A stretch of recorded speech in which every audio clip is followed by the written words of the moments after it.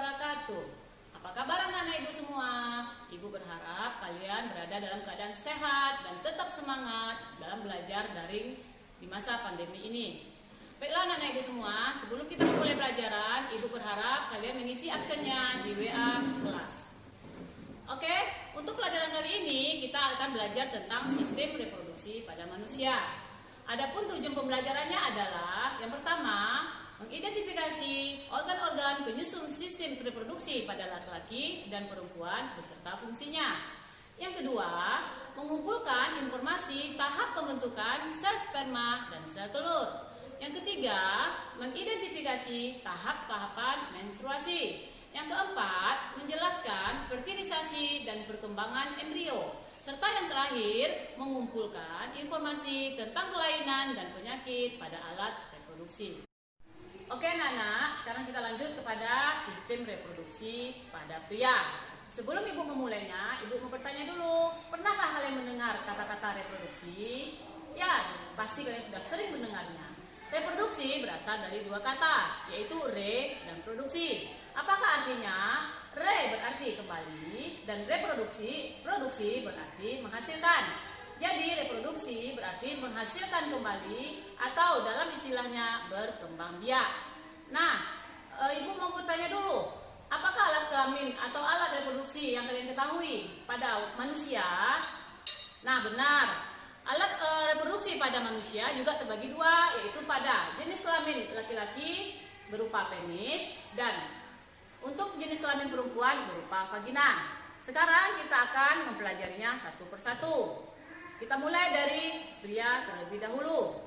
Untuk pria, secara garis besar yang kita ketahui alat reproduksinya testis dan penis saja. Itu hanyalah berupa bagian terluar dari organ pada pria tersebut. Nah, untuk lebih jelasnya kita akan mempelajarinya satu persatu, dimulai dari bagian luar terlebih dahulu. Untuk bagian luar terdiri dari dua macam, yaitu penis yang berfungsi untuk menyalurkan sperma dan urin. Yang kedua berupa testis. Testis berbentuk bulat telur berjumlah 2 buah. Fungsinya adalah menghasilkan sperma dan juga menghasilkan hormon testosteron. Nah, itulah bagian luar dari penis tersebut. Sekarang kita lanjut ke bagian dalam dari penis tersebut. Untuk bagian dalam penis itu terdiri dari 7 bagian. Yang pertama adalah skrotum. Skrotum berupa lapisan yang membungkus atau kantong yang membungkus dari testis tersebut. Fungsinya adalah untuk menjaga suhu testis agar bisa menghasilkan sperma. Yang kedua adalah epididymis. Epididymis terletak di atas testis. Fungsinya adalah sebagai tempat penyimpanan sperma sementara. Yang ketiga adalah vas deferens. Vas deferens adalah saluran yang menghubungkan epididymis dengan testis. Kemudian uretra. Uretra adalah saluran tempat keluarnya sperma dan urin. Yang kelima adalah kelenjar vesicula seminalis. Kelenjar ini menghasilkan zat-zat yang dibutuhkan untuk perkembangan sperma. Yang keenam adalah kelenjar prostat. Kelenjar prostat berada di bawah kantung kemih, berbentuk seperti donat yang berfungsi menghasilkan cairan yang bersifat asam. Gunanya adalah untuk memperlancar keluarnya sperma. Dan yang ketujuh adalah kelenjar koper. Kelenjar koper menghasilkan cairan yang bersifat basah, berfungsi untuk menetralkan urin yang bersifat asam. Nah, itulah dia tujuh lapisan dalam dari sistem organ reproduksi pada laki-laki. Selanjutnya kita akan lanjut kepada sistem reproduksi pada wanita. Pada organ reproduksi pada wanita. Apakah organ reproduksi pada wanita tersebut? Ya, kita tahu bahwa secara garis besar organ reproduksi pada wanita adalah vagina. Ternyata vagina juga terdiri atas 2 bagian, yaitu bagian luar dan bagian dalam. Untuk bagian luar terdiri atas vulva dan labium. Vulva adalah celah bagian luar dari vagina tersebut. Sementara labium adalah bibir kiri dan kanan daripada vagina. Selanjutnya, bagian bagian dalam vagina. Terdiri atas 7 bagian juga. Yang pertama adalah ovarium. Ovarium berada di kiri dan kanan. Terdiri atas 2 bagian, kiri dan kanan, menghasilkan setelur. Kemudian selanjutnya adalah tuba Fallopi. Tuba Fallopi memiliki panjang lebih kurang 10 cm dan menghubungkan ovarium dengan rahim. Kemudian selanjutnya adalah infundibulum, berbentuk corong, terletak di ujung tuba Fallopi. Selanjutnya yang keempat adalah rahim. Rahim merupakan tempat perkembangan dari embrio dan janin. Yang kelima adalah endometrium. Endometrium berada dalam rahim yang merupakan lapisan yang membatasi rongga rahim dan meluruh saat terjadi menstruasi. Yang keenam adalah serviks. Serviks merupakan mulut atau leher rahim. Yang ketujuh adalah vagina. Vagina berfungsi untuk mengalirkan darah dan menstruasi dan tempat keluarnya bayi. Dan yang kedelapan adalah fimrae. Fimrae berada pada tuba Fallopi, pada ujung tuba Fallopi berbentuk seperti jari yang berfungsi untuk menangkap setelur. Nah, itulah dia organ-organ reproduksi pada wanita. Anak ibu semua, sekarang kita lanjut kepada subbab berikutnya, yaitu siklus menstruasi. Ibu mau bertanya dulu sebelum kita lanjut, apakah kalian sudah mengalami menstruasi khusus pada perempuan ya? Ya, benar. Pada perempuan yang sudah beranjak remaja, mereka akan mengalami menstruasi. Apa itu menstruasi? Ya, benar. Keluarnya darah pada vagina. Nah, sekarang kita akan Ibu akan menjelaskan bagaimana terjadinya menstruasi tersebut. Menstruasi dapat terjadi jika sel telur tidak dibuahi oleh sel sperma. Hal ini terjadi karena luruhnya dinding rahim kita, karena tidak terjadinya pembuahan atau fertilisasi. Nah, untuk menstruasi tersebut terdiri atas 4 fase. Yang pertama adalah fase menstruasi. Fase menstruasi seperti yang sudah Ibu bilang tadi merupakan luruhnya dinding rahim karena tidak terjadinya pembuahan, yang terjadi selama lebih kurang 5 hari. Yang kedua adalah fase praovulasi, di mana hormon gonadotropin yang disekresikan hipotalamus akan memacu untuk mensekresikan FSH. Yang ketiga adalah fase ovulasi. Fase ovulasi ini terjadi pada saat pelepasan sel telur dari ovarium. Disinilah masa subur seorang perempuan. Lamanya adalah 14 hari setelah siklus menstruasi. Dan yang keempat adalah fase pasca ovulasi, di mana ini adalah terjadi 14 hari sebelum menstruasi berikutnya.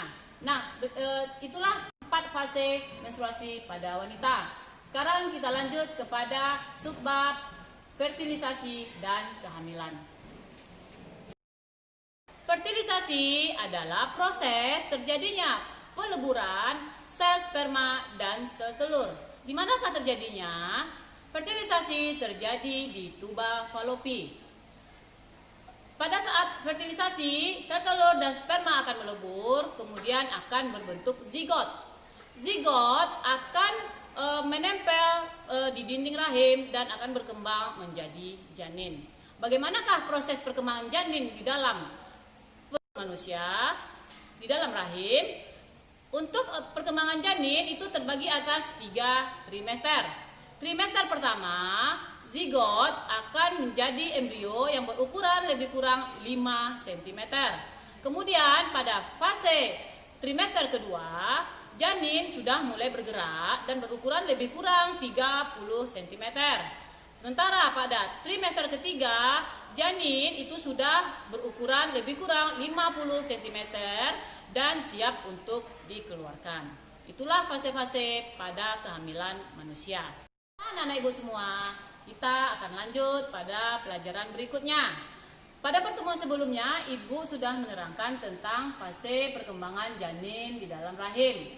Nah, sekarang kita akan belajar tentang pertumbuhan dan perkembangan manusia mulai dari dalam rahim sampai menuju tua atau lansia. Untuk di dalam rahim itu sudah terdapat 3 trimester, yaitu trimester pertama, trimester kedua, dan trimester ketiga.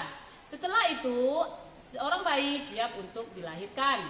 Nah, pada saat setelah dilahirkan akan terjadi pertumbuhan dan perkembangan seperti yang bisa kita lihat berikut ini. Bisa anak-anak ibu perhatikan pada masa dari bayi, yaitu berumur antara 0 sampai 1 tahun. Pada saat ini bayi mengalami pertumbuhan dan perkembangan yang pesat. Bayi dari mulai tidak bisa apa-apa, pada mencapai umur 1 tahun, bayi sudah mulai bisa merangkak. Kemudian setelah itu masuk kepada fase berikutnya, yaitu balita. Pada masa balita terjadi perkembangan yang sangat pesat, di mana seorang bayi sudah bisa mulai berlari dan berjalan, berkata-kata, dan merangkai kata menjadi kalimat. Setelah itu masuk kepada masa anak-anak. Pada masa anak-anak itu berumur 5 sampai 12 tahun. Dan selanjutnya berada pada fase remaja. Pada fase remaja itu biasanya berumur antara 12 sampai 18 tahun. Nah, pada masa inilah terjadinya timbulnya ciri kelamin sekunder pada manusia, baik laki-laki maupun perempuan. Untuk laki-laki biasanya ditandai dengan terjadinya mimpi basah, kemudian berubahnya suara, dan dada menjadi bidang, dan tumbuh bulu atau rambut pada area-area tertentu. Itu ciri kelamin sekunder pada seorang laki-laki. Untuk perempuan itu ditandai dengan terjadinya menstruasi, kemudian dada membesar, panggul membesar, kulit menjadi halus, dan tumbuhnya bulu atau rambut di beberapa daerah tertentu. Pada masa inilah sistem reproduksi seorang manusia itu bisa digunakan. Nah, anak-anak ibu semua, ini adalah masa yang sangat harus kita perhatikan, dan kalian harus lebih menjaga diri, karena pada masa ini adalah masa pancaroba, di mana kalian sangat mudah sekali dipengaruhi oleh lingkungan. Untuk itu tetaplah jaga diri kalian, janganlah kalian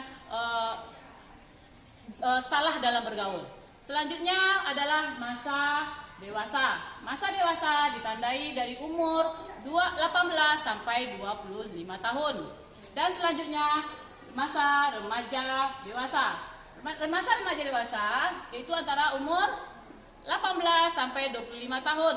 Selanjutnya masa dewasa ditandai dari umur 25 sampai 50 tahun. Setelah itu manusia akan mengalami masa tua, yaitu dari mulai umur 50 tahun ke atas. Pada saat ini terjadilah masa menopause bagi wanita, ditandai dengan berhentinya menstruasi bagi wanita tersebut. Nah, itulah tahap-tahap perkembangan dan pertumbuhan pada manusia. Selanjutnya kita akan beralih kepada penyakit dan gangguan pada sistem reproduksi manusia. Nah, kita lanjut kepada pelajaran terakhir, yaitu tentang kelainan dan gangguan pada sistem reproduksi manusia. Coba ibu bertanya, apakah kalian pernah merasakan sakit pada saat menstruasi? Nah, jika itu terjadi, berarti bisa jadi kalian mengalami gangguan pada sistem reproduksi kalian. Apa-apa sajakah penyakit yang terjadi pada sistem reproduksi? Secara garis besarnya, penyakit-penyakit tersebut seperti HIV/AIDS, kemudian kanker rahim, kemudian kista, kemudian keputihan, gonore, sifilis, dan lain sebagainya.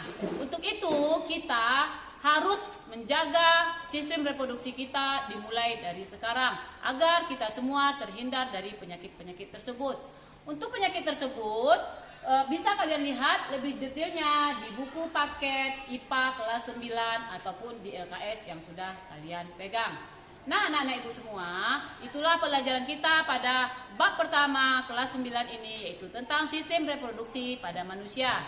Adapun tugas yang akan diberikan bisa kalian lihat seperti berikut ini. Yang pertama adalah tugas membuat gambar pembelahan mitosis dan meiosis yang merupakan nilai dari keterampilan. Yang kedua adalah tugas yang kalian buat di buku latihan kalian masing-masing, yaitu mengisi tabel yang sudah Ibu sediakan berikut ini. Nah, tugas-tugas tersebut bisa kalian fotokan dan kalian serahkan kepada guru mapel kalian masing-masing. Demikianlah pelajaran kita pada sesi ini. Ibu mohon maaf jika terdapat kekurangan. Wassalamualaikum warahmatullahi wabarakatuh.